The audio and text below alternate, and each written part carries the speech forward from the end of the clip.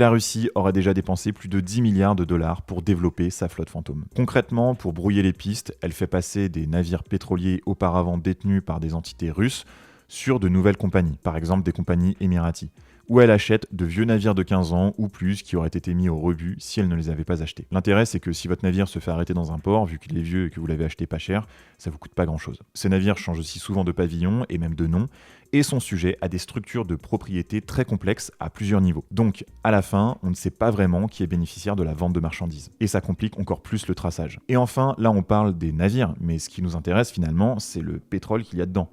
Et le problème, c'est que parfois, du pétrole russe se mélange à du pétrole venant d'autres pays qui, eux, ne sont pas sanctionnés. Et d'ailleurs, pour ça, les navires fantômes pratiquent souvent des transferts en pleine mer, dans les eaux internationales. C'est-à-dire qu'un navire fantôme va transférer son pétrole russe sur un autre navire qui, lui, est officiellement dans les clous des réglementations.